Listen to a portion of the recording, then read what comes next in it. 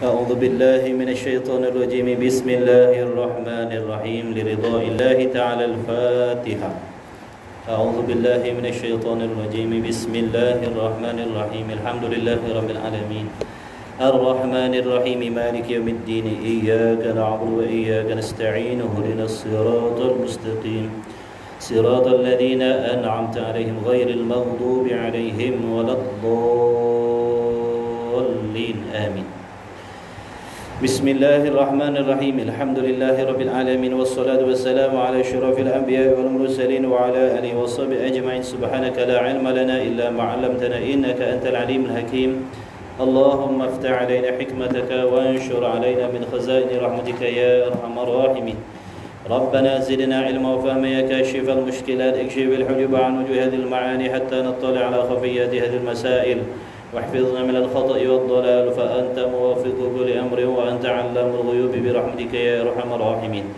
وهب لنا يا وهاب علما وحكمة ولرزق يا رزاق كلنا مسهلا وبالخير يا فتاح فافتح لنا وبالهدى وبالعلم كلنا يا عليم مفضلا اللهم علمنا ما جهلنا وذكرنا ما نسينا اللهم اجعل أعمالنا خالصة لوجهك الكريم وصلى الله على سيدنا محمد وعلى آله وصحبه وبارك وسلم الحمد لله رب العالمين أما بعد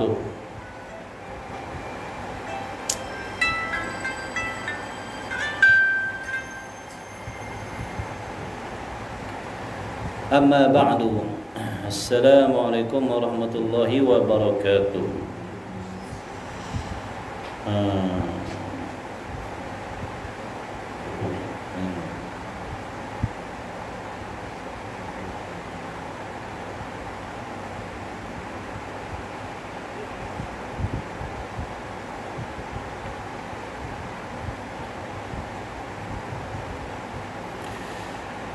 bacaan kitab kita yang pertama malam ini insya-Allah. Alhamdulillah bersyukur kehadrat Allah Subhanahu wa taala setelah beberapa bulan kita tak berjumpa. Di malam ni kita diberi peluang dan ruang oleh Allah untuk sama-sama memulakan kembali majlis ilmu kita di Taman Desa Bayu Kuala Sungai Baru, Kuala Lumpur. Kuala Sungai Baru. Diharapkan sekalian ahli jamaah sihat wal afiah. Jadi yang tak hadir ni sihat semua. Yang tak hadir sihat. Ni agak-agaknya sihat. Yang hadir yang tak hadir. Jadi bacaan kitab kita yang pertama malam ni sambungan kitab pedoman sembahyang berjamaah pada muka surat 33. Bismillahirrahmanirrahim. Qala Syekhul Musannif rahimahullahu taala wa nafa'ana bi'ulumihi fid darain amin. Cerita pasal apa ni? Adapun muwafiq. Bila sebut muwafiq maklum dah. Sejenis daripada makmum. Sejenis daripada dua jenis makmum. Kerana makmum itu terbahagi kepada dua jenis. Satunya makmum yang masbuk, satunya makmum yang muwafiq. Adapun muwafiq,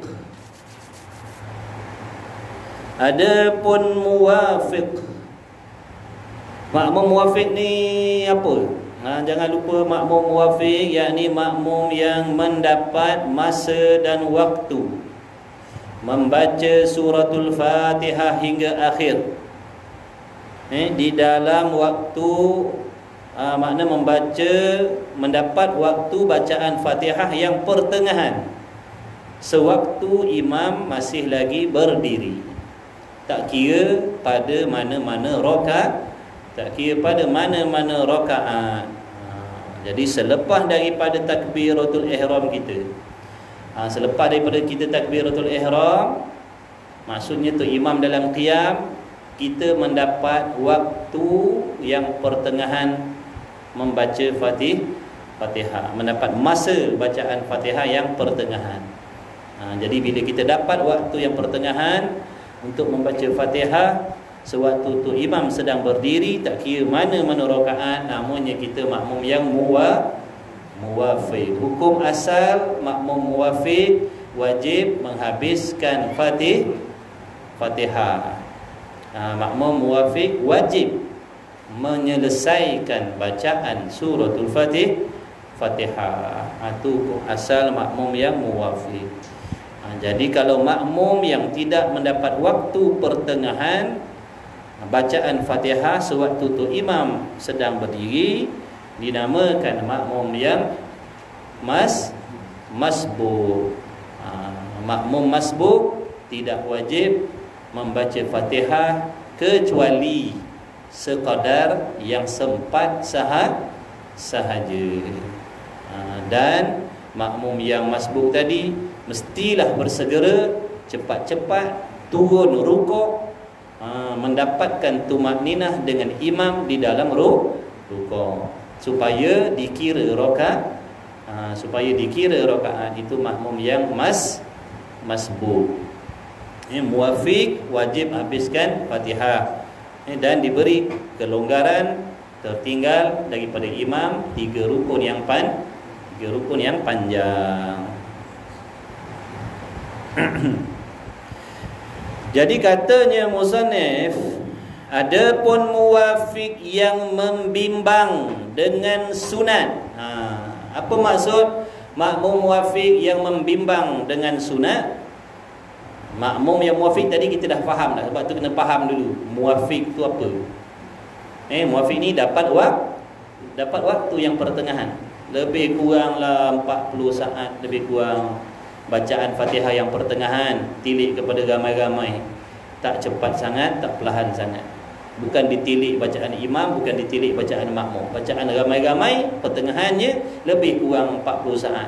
Makna dalam masa tempoh 40 saat tu pada adatnya orang dah habis dah Fatihah, bacaan pertengahan, bukan cepat sangat.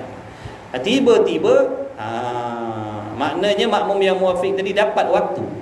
Ni cerita dapat waktu, bukan dapat habiskan Fatihah, jangan keliru tu. Dapat waktu lain, dapat habiskan Fatihah lah lain. Kerana kadang-kadang ada orang dapat masa 40 saat tadi, dia dapat waktu tapi Fatihah dia tak habis. Sebab tu muwafiq ni maksudnya dapat waktu yang pertengahan untuk menghabiskan Fatihah sewaktu tu imam sedang berdiri dan selepas daripada takbiratul ihram kita Allahu akbar. Mula daripada selesai takbiratul ihram kita Allahu akbar hingga tu imam rukuk tu, adakah kita dapat masa yang pertengahan tu? Kalau kita dapat, namanya muwafiq. Ni masalah yang sekarang ni yang kita nak bincang ni. Makmum muwafiq maksudnya bila sebut muwafiq tahu dah dia dapat waktu. Tetapi tengok dia kata apa?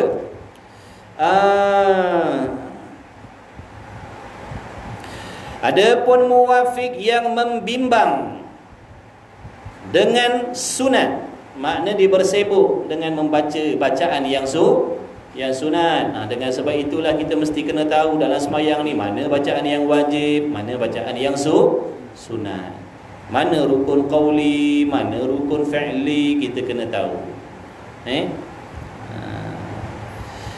Jawabnya, adapun makmum muwafiq yang membimbang dengan membaca sunat, dengan bacaan yang sunat, contohnya mana sunat? Doa iftitah, membaca surah, membaca doa iftitah, membaca ta'awudz, a'udzubillahi minasyaitonirrajim, itu masuk dalam sunat. Kalau surah kan lepas Fatihah kan. Maknanya yang dimaksudkan dengan bacaan sunat di sini iaitu membaca doa iftitah dan juga membaca a'udzubillah. Jadi makmum muwafiq yang berbimbang membaca yang sunat,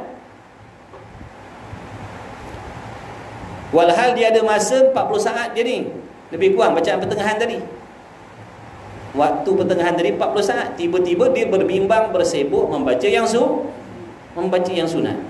Tu contohnya lepas takbir dia Allahu akbar, dia pun Allahu akbar kabira walhamdulillahi katsira wa subhanallahi bukratan wa asila sampai habis. Kan kepanjang doa iftitah tu.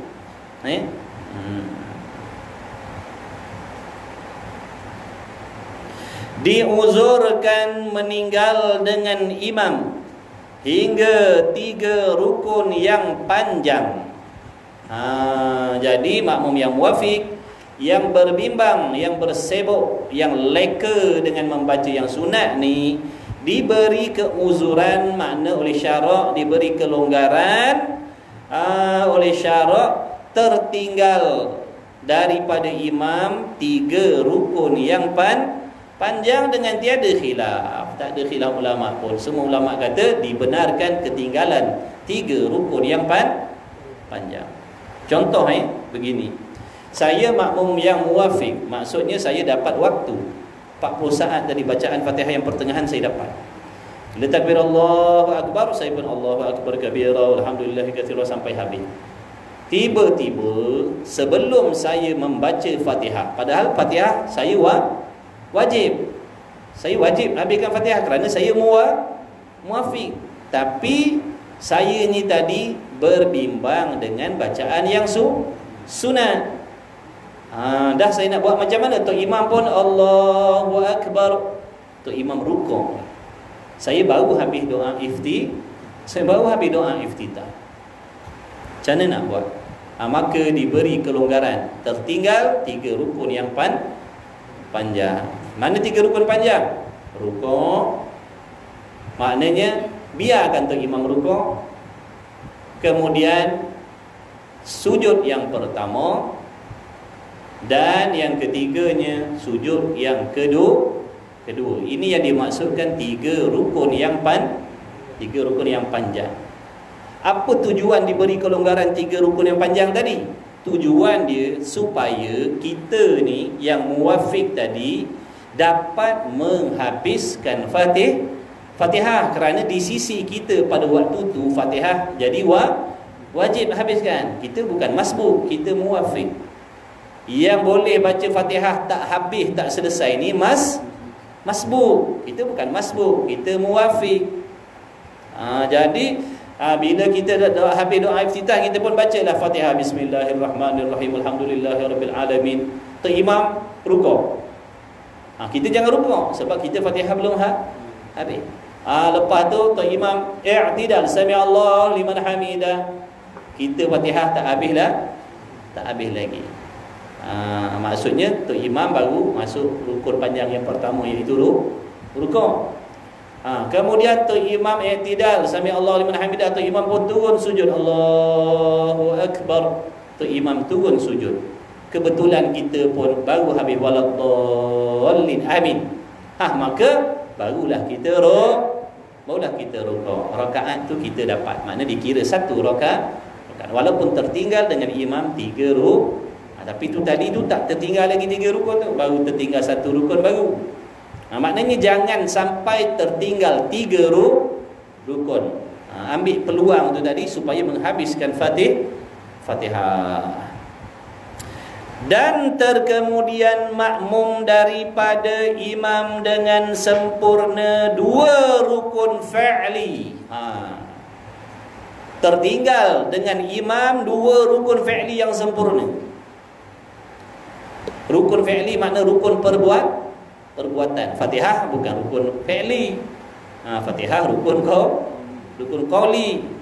Ni fi'li, rukun perbuatan. Qiyam, rukuk, i'tidal, sujud, duduk antara 2 sujud, itu rukun fi'li. Jadi barang siapa yang tertinggal 2 rukun fi'li dan terkemudian makmum daripada imam dengan sempurna 2 rukun fi'li kedua, makna kedua-duanya rukun fi'li, dia tertinggal tadi dengan ketiadaan uzur serta sengaja dan mengetahui dengan haram perbuatan tu, saja tak nak rukuk. Kita dah habis Fatihah dah, tu imam rukuk, kita tak nak rukuk lagi, saja, sengaja. Kemudian tu imam rukuk, kita tak tertinggal lagi, tu imam i'tidal, kita dah tertinggal 1 rukun fi'li, makna dah menyelangi di antara kita dengan imam 1 rukun. Ada pun waktu kita berdiri, tu imam rukuk, belum tinggal lagi tu nama dia.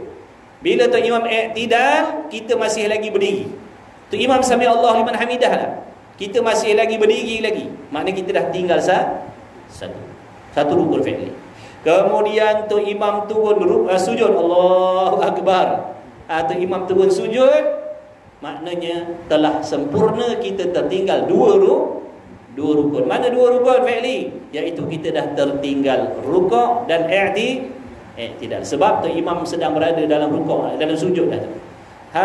Jadi barang siapa yang sengaja tertinggal dengan tu imam dua rukun fi'li dengan sempurna, lagi pula dia sengaja, lagi pula dia tahu hukumnya haram tak boleh, jawabnya batal sembahyang, batal sembahyang. Jadi kita kena tahu apakah perkara yang membatalkan sembahyang selain daripada terbatal wudu. Contoh daripada berhadas, selain daripada berhadas, kalau berhadas batal wudu, batal sembahyang. Ni wudu tak batal, tapi batal sembahyang dengan sebab sengaja tertinggal, sengaja maknanya melambat-lambatkan sembahyang sehingga dia tertinggal dengan tu imam dua rukun yang sempurna, dua rukun fi'li yang sempurna.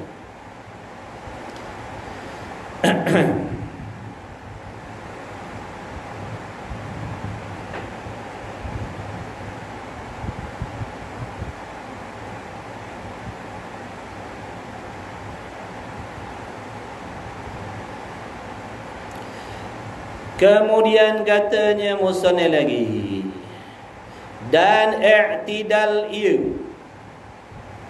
Ini contohnya, contoh seperti rukuk imam. Imam rukuk dan i'tidal ia imam. Bila tu imam rukuk, lepas tu i'tidal, tu imam i'tidal pula dah. Dan turun ia imam kepada sujud, padahal makmum berdiri lagi. Padahal makmum berdiri lagi. Ini bukan masalah yang muafiq tadi Ni bukan masalah muafiq ni.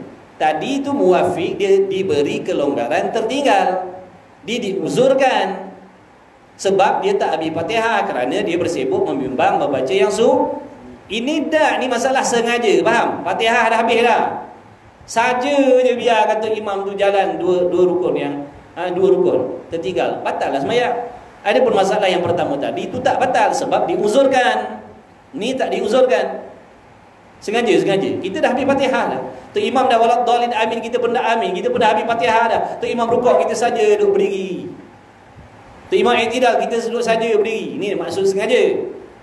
Yang tadi kita tak boleh rukuk sebab Fatihah belum habis kerana kita makmum yang muafiq. Kalau kita rukuk batal sembahyang juga. Ingat senang sembahyang ni. Ingat senang ke sembahyang? Dia kata tak payahlah belajar, kita sembahyang lama dah. Kalau sembahyang gitu-gitu memanglah senang. Buatlah ikut suka hati kita. Sesiapa pun boleh. Sembahyang yang disuruh tu, sembahyang yang disuruh tu, yang payah. Macam-macam benda kita nak kena tahu. Mandi wajibnya, istinjaknya, berwuduknya, tutup auratnya, bacaannya. Apa yang membatalkan wudu, membatalkan sembahyang, semua kita kena tahu. Tu kalau nak buat sembahyang yang disuruh. Kalau nak buat sembahyang saja-saja, sembahyang suka-suka hati, itu senang. Buatlah ikut suka hati kita. Tak payah mandi wajib, tak payah ambil wudu pun kita boleh sembahyang. Nak pakai dedah aurat pun boleh, ikutlah, asalkan sembahyang, kata dia.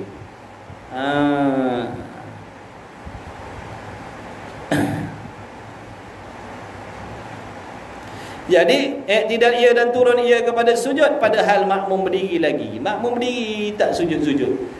Dan maknanya batal batal sembahyang. Assalamualaikum. Siap dah jumpa dah. Rambut dah panjang dah. Insya-Allah. Kita rambut panjang kita simpan kat dalam. Dan i'tidal ia dan turun ia kepada sujud padahal makmum berdiri lagi. Maknanya batal sembahyang. Jangan buat macam tu. Bila dah habis Fatihah, contoh, bila tu imam rukuk, kita rukuklah. Walaupun pada rakaat yang pertama, walaupun pada rakaat yang kedua, contohnya sembahyang Zuhur Asar, kita dengar bacaan tu imam, kita dah habis Fatihah dah. Tu imam rukuk, kita rukuklah, tak payahlah duk buat degil baca sunat tu. Alam tara kaifa fa'ala rabbuka bi ashabil fil. Tu imam rukuk dah kita makmum. Sembahyang Zuhur, tu imam dah rukuk, kita Fatihah dah habis dah. Dah tak ada benda wajib lagi dah. Rukuk lah. Ni dah bila Tok Imam rukuk, alam tara kaifa fa'ala rabbuka bi ashabil fil ara'aital ladzi. Tok Imam rukuk dah, rukuk lah. Buat kepala lagi nak berdiri lagi. Nampak tak? Banyaklah yang macam tu. Dia rasa-rasa. Rasa-rasa boleh. Ni nama semayang main rasa kan? Dia semayang main rasa. Main rasa-rasa. Dia ingat kuih katnya rasa-rasa. Kuih boleh rasa-rasa. Ni sembahyang. Mesti berdasarkan ilmu. Tok Imam dah rukuk, kita rukuk lah. Kecuali Fatihah kita belum habis. Lagi pula kita makmum yang muwafiq. Imam rukuk itu berdiri lagi, alam tara kaifa fa'ala rabbuka sami Allah liman hamidah.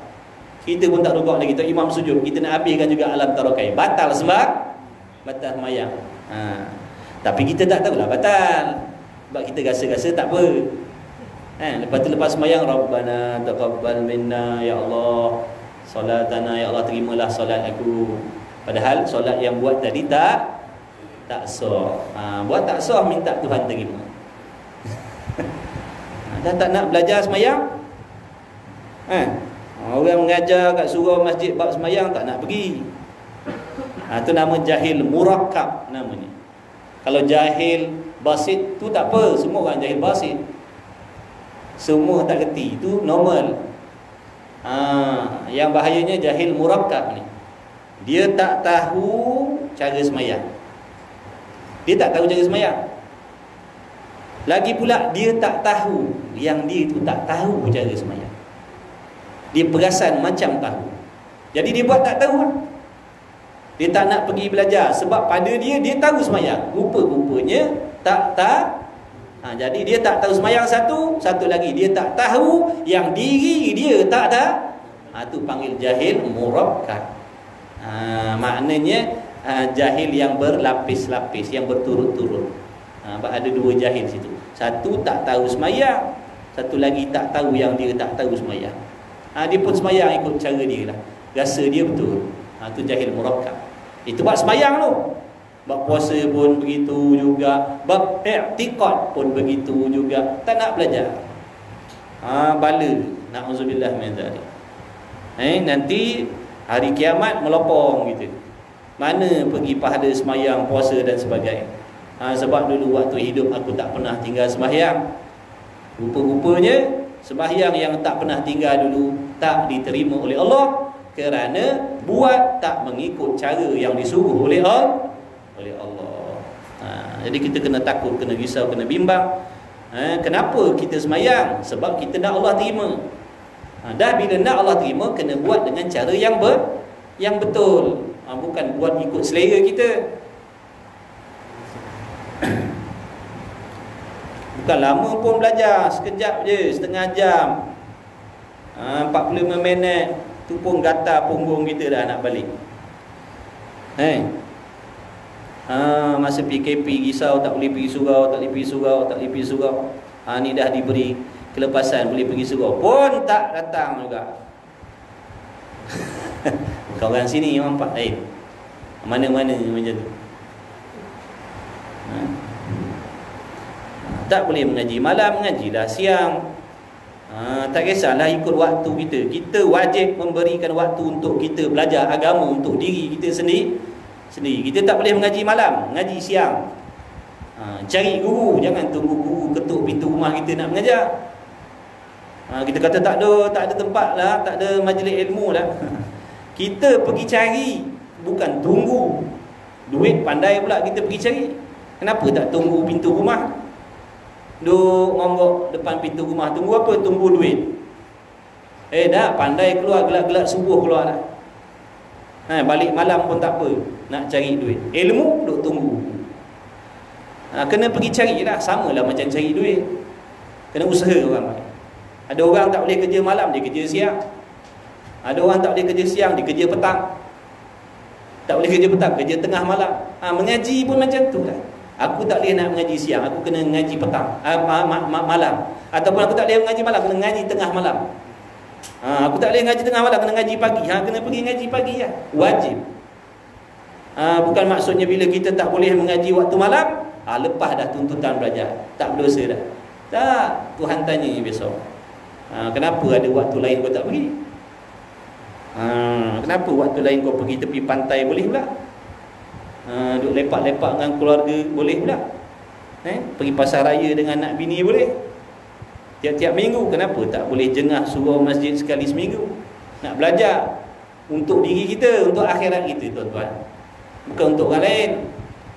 Mudah-mudahan amal yang kita buat berdasarkan ilmu itu diterima oleh Allah. Allah tengok usaha kita.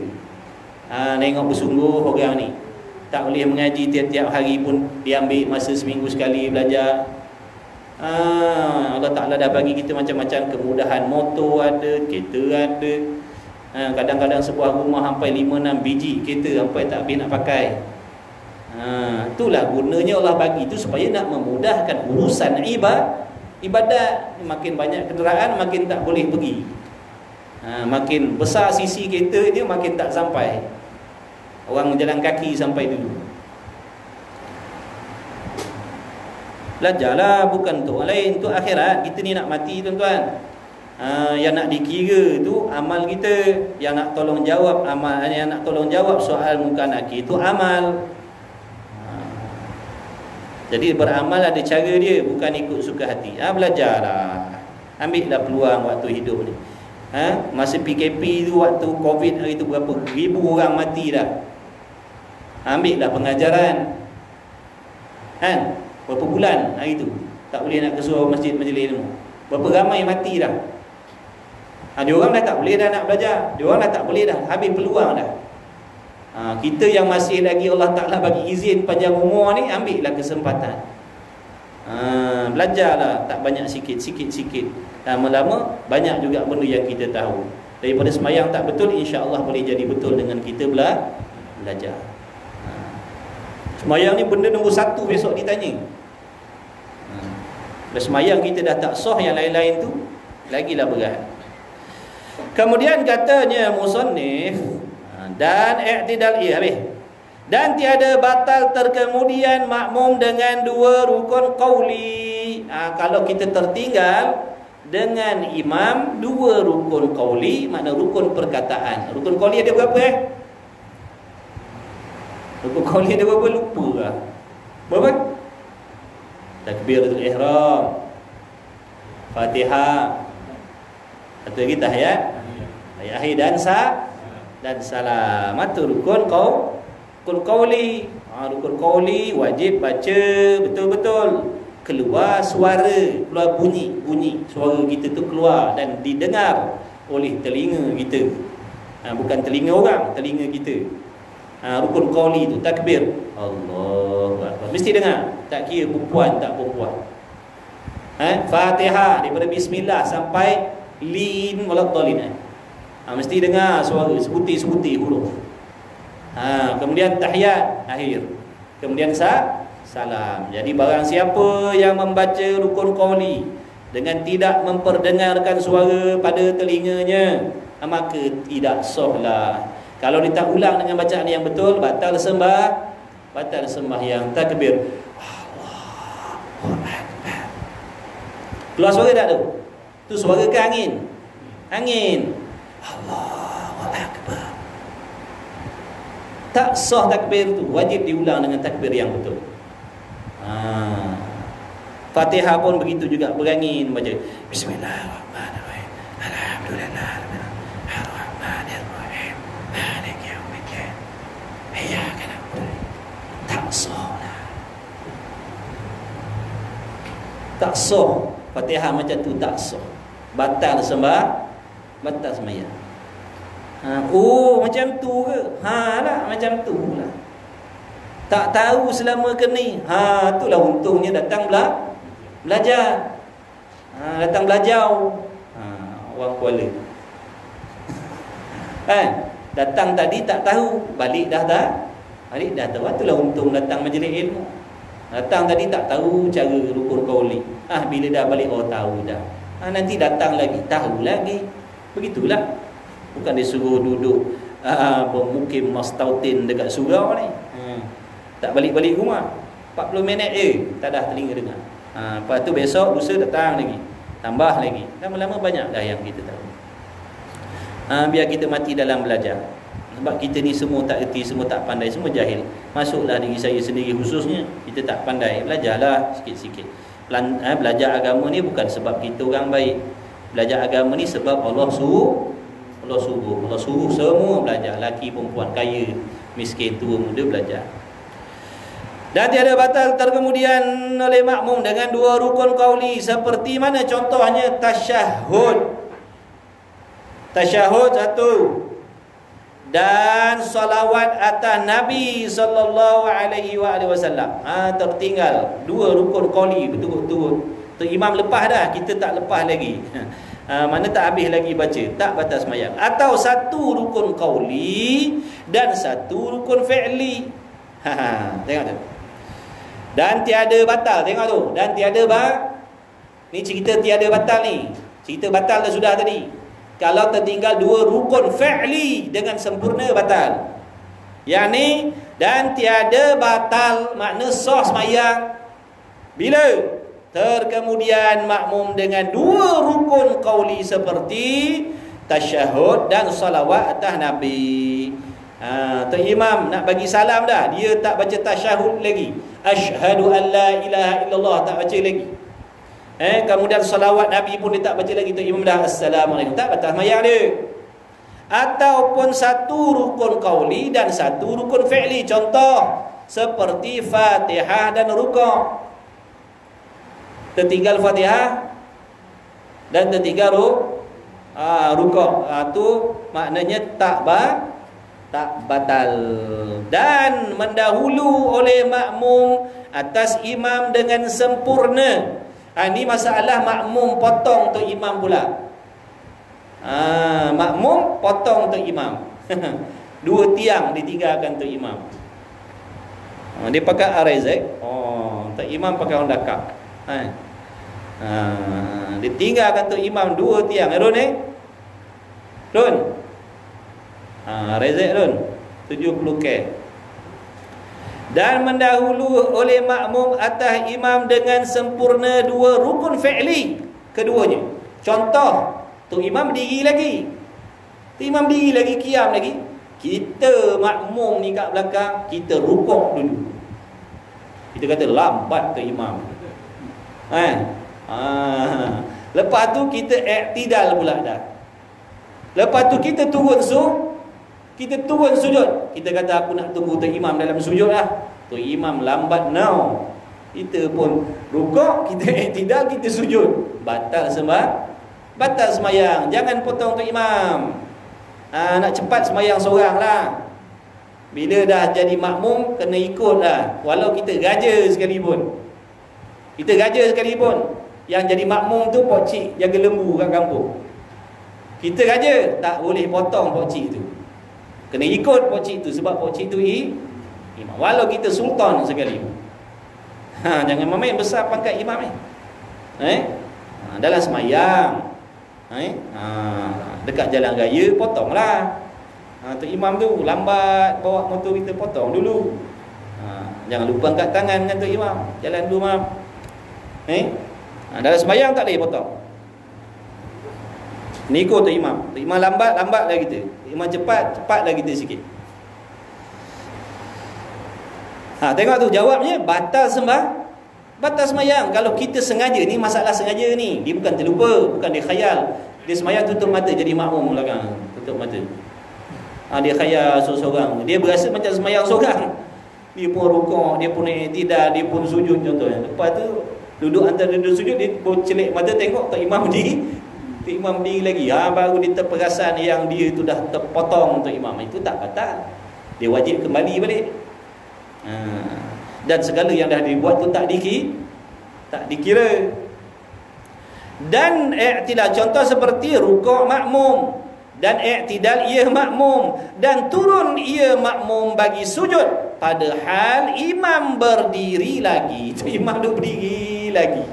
Dia dah tunggu, dah sujud dah. Makmum punya laju punya. Jadi batal sembahyang kalau dia sengaja. Atau rukuk makmum sebelum imam. Rukuk makmum sebelum imam. Maknanya imam berdiri lagi, kita dah rukuk. Maka tatkala berkehendak imam bahawa rukuk ya imam, i'tidal makmum. Dia main kejar-kejar dengan imam. Dan turun ia, tengok tu. Dan i'tidal ia dan turun ia bagi sujud. Atau rukuk makmum sebelum imam. Imam berdiri lagi, kita rukuk dulu. Bila imam nak rukuk, kita i'tidal. Bila imam nak i'tidal, kita turun dia kata, aku tak boleh sekali dengan tu imam. Aku tak boleh dengan tu imam ni. Maka tatkala berkehendak imam bahawa rukuk ya imam, i'tidal makmum. Maka tatkala berkehendak i'tidal imam, sujud makmum. Maka tiada berhimpun oleh makmum serta imam di dalam rukuk dan tiada di dalam i'tidal. Dan jika maknanya batal sembahyang. Dan jika mendahulu oleh makmum akan imam dengan dua rukun itu dengan lupa. Ini masalah, dia terlupa, bukan sengaja. Tadi sengaja, ni lupa. Ataupun jahil akan haram, dia tak tahu perbuatan macam tu tak boleh. Tiada mudarat, makna tak batal. Tetapi wajib atasnya makmum yang terpotong tu imam tadi dengan tak sengaja tadi, wajib kembali mengikut imam apabila ingat. Bila dia teringat, cepat-cepat dia kena bangun balik, kena berdiri balik ikut tu imam tadi. Atau bila dia tahu, dia wajib bangun. Contoh dia tengah rukuk sujud i'tidal tu, rukuk i'tidal sujud, ada orang kata, tak boleh tu. Mana boleh potong untuk imam tu? Dia baru tahu rupanya. Dia pun kena wajib bangun. Dan tiada dibilangkan bagi makmum dengan dua rukun yang diperbuatnya. Maksud rukun yang dia dah buat dalam keadaan tak sengaja tadi tidak dikira. Maka apabila tiada kembali ia bagi mendatangkan kedua rukun seperti imam serta imam dengan sebab lupa atau jahil, hendaklah mendatang ia, makna menambah ia kemudian daripada salam imamnya akan rakaat itu. Makna bila dia teringat, maknanya dia tahu rakaat dia tak cukup, bila tu imam bagi salam nanti wajib dah dibangun, tambah lagi satu, sebab yang dia dah buat tadi tak kira. Sebab dibuat dalam keadaan terlupa. Dan jika tiada kembali dengan sengaja ataupun mengetahui akan haram, batal sembahyang. Kita dah terpotong untuk imam, kita dah duduk dalam sujud dah, kita dah teringat dah yang kita buat tadi tu tak sengaja tadi, kita dah teringat dah, tapi kita tak nak bangun balik. Saja je aku nak alang-alang dah sujud ni, tunggu je dah imam dalam sujud, batal sembahyang kita. Dan mendahulu makmum akan imam dengan satu rukun fi'li, hukumnya haram. Kalau tertinggal satu rukun, sengaja potong untuk imam satu rukun dengan sengaja, hukumnya haram, tapi tak batal sembahyang. Perbuatan tu haram. Seperti rukuk makmum kemudian i'tidal ia, baru imam rukuk. Imam berdiri lagi, kita rukuk, kita i'tidal, kita tunggu tu imam contohnya. Maksudnya tertinggal satu, kita meninggalkan imam satu rukun. Hukumnya haram. Batal sembahyang tak batal. Tapi kalau sengaja tinggalkan dua rukun, batal.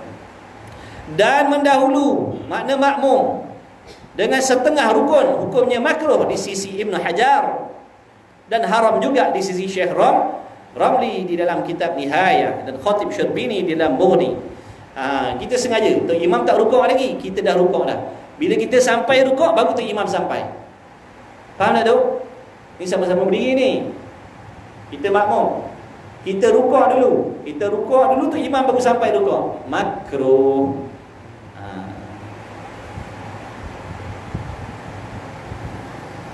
Wallahu a'lam. Cukup setakat situ. Muka surat 34. Alhamdulillah. Macam imam dia nak rukuk, dia Allah Akbar, tapi dia tak rukuk lagi, kita dengan Allah Akbar kita rukuk. Tu tak sengaja.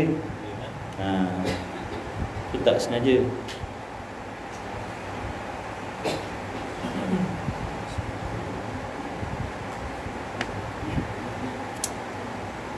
Sebab tu yang terbaik kalau kita jadi imam, biarlah kita punya takbir intiqalat tu menyertai perbuatan kita. Contoh, bila kita berdiri, bila nak rukuk tu kita turun tu Allahu Akbar. Maknanya makmum tahu, selagi tu imam tak habis sebut akbar tu, maknanya imam belum sampai tempat rukun tu. Ini kadang-kadang kita berdiri lagi, kita dah Allahu Akbar, kemudian baru kita turun. Makmum dengan Allahu Akbar, ingat tu imam dah rukuk, rupanya belum.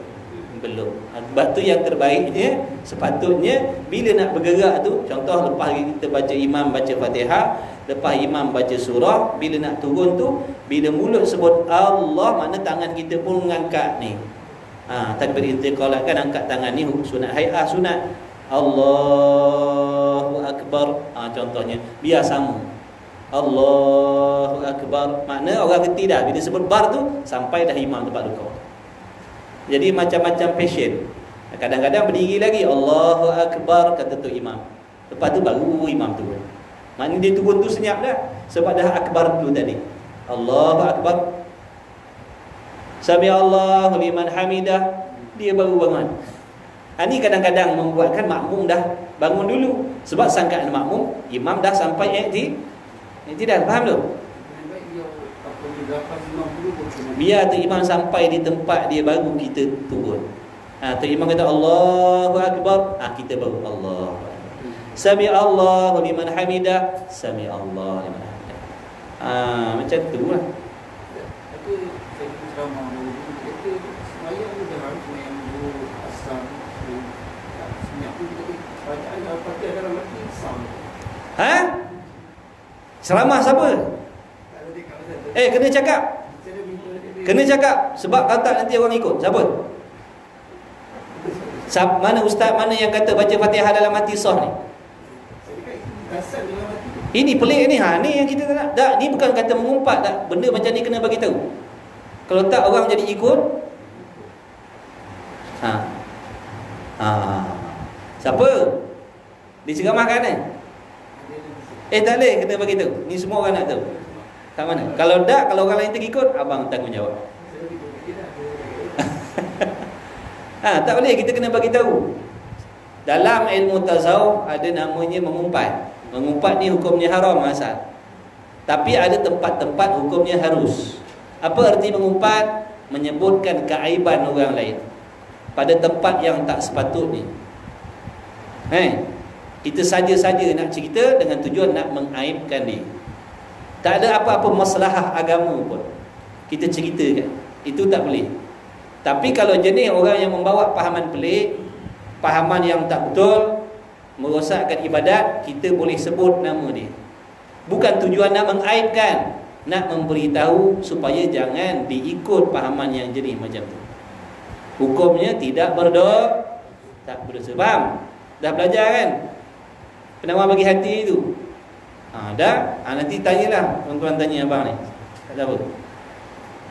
Mana boleh Fatihah kena baca jahar? Mana boleh baca dalam hati?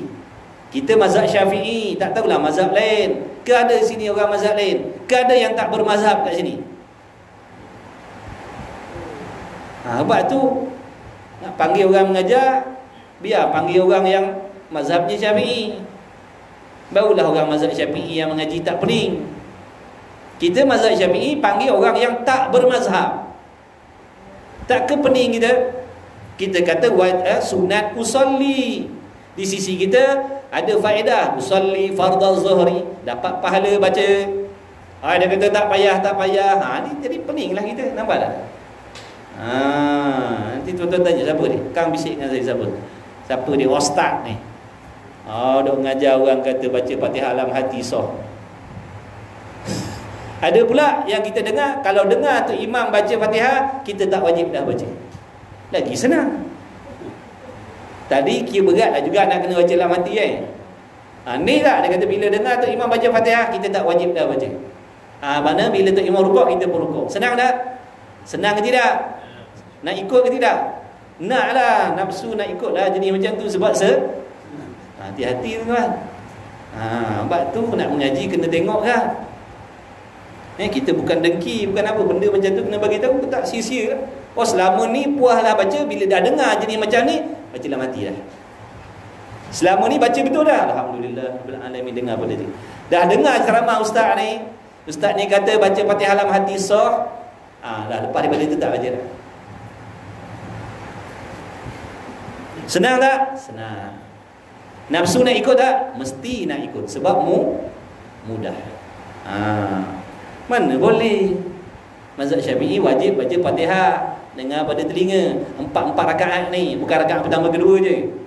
Tak kira semayang sunat pun. Walau semayang sunat sekalipun. Apa? Mesti dengar pada telinga kita suara membaca rukun-rukun qauli tadi.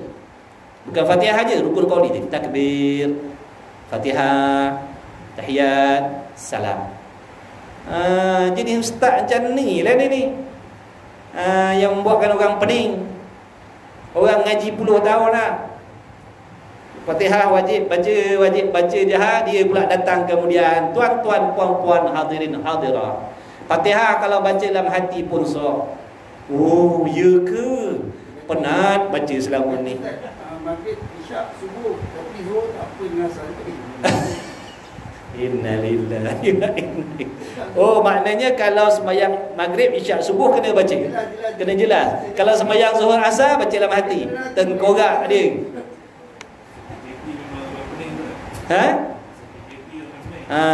Masa PKP pun pening. Sebab apa masa PKP pening? Sebab itulah sebelum PKP kena pergi mengaji. Tak boleh tuan-tuan, tak boleh. Dah bagi tahu siapa? Bagi tahu ustaz tu. Ustaz tu kata tak boleh cakap, kena jelas perkataan. Lepas tu ustaz tu kata apa? Dia punya ayat tu dia kata cara-cara sunat Nabi. Sunah Nabi? Sunah Nabi. Macam lah tu. Kalau jenis tu puak-puak tu lah tu. Dia okey?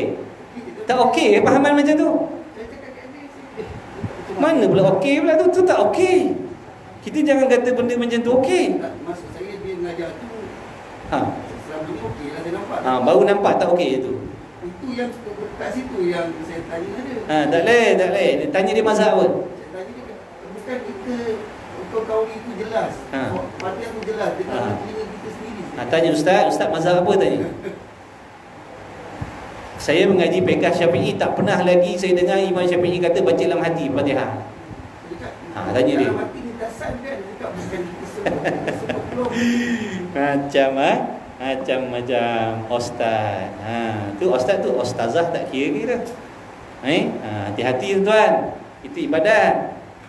Nafsu ni bila jumpa jenis pahaman mudah macam tu, dia lagi tertarik nak ikut. Saya tak rasa saya pemahaman saya salah. Saya rasa betul pemahaman saya. Dah memang kan dalam kitab kita duk mengaji banyak dah, buka dah mana-mana pun. Sebab tu ngaji kita Syafi'i, belajar dengan ustaz mazhab Syafi'i. Sekalipun ada kata ustaz tu bukan orang yang bermazhab Syafi'i, bila dia nak mengajar orang Syafi'i, dia akan ajar fiqh Syafi'i. Dia takkan ajar mazhab dia Hanafi ke Hanbali ke. Contohlah saya Hanbali, saya takkan mengajar tuan-tuan Hanbali, saya akan ajar Syafi'i juga. Contoh orang yang alim 4 mazhab, dia akan ajar. Tapi di sisi Maliki, Hanbali, Hanafi begini. Tuan-tuan perempuan ni semua mazhab Syafi'i, kena ikut Imam Syafi'i. Macam tu patutnya. Mazhab lain kita tak tahu. Kita bukan ahli 4 mazhab, Syafi'i pun kita tak pandai. Tapi selama yang kita belajar macam itulah. Maknanya Fatihah wajib maknanya rukun qauli wajib diperdengarkan pada telinga kita. Tak kira semayang zuhur, asar, maghrib, isyak, subuh, tak kira rakaat yang keberapa pun. Yang tak wajib baca Fatihah ni makmum masbuh sahaja. Yang tak sempat, contoh takbir-takbir je Allahu Akbar, tu imam rukuk, ni tak payah baca Fatihah, dia semayang. Macam itulah ceritanya. Nanti kita PM tepi, siapa ustaz tu? Dia ngajar banyak tempat. Mana tempat dia ngajar? Dah ada begitu, apa nak takut apa? Saya tak pecah lubang, saya rahsiakan nama abang. Kat mana masjid yang dia ajar? Cuba bagi tahu. Dah kenal apa nak takut begitu?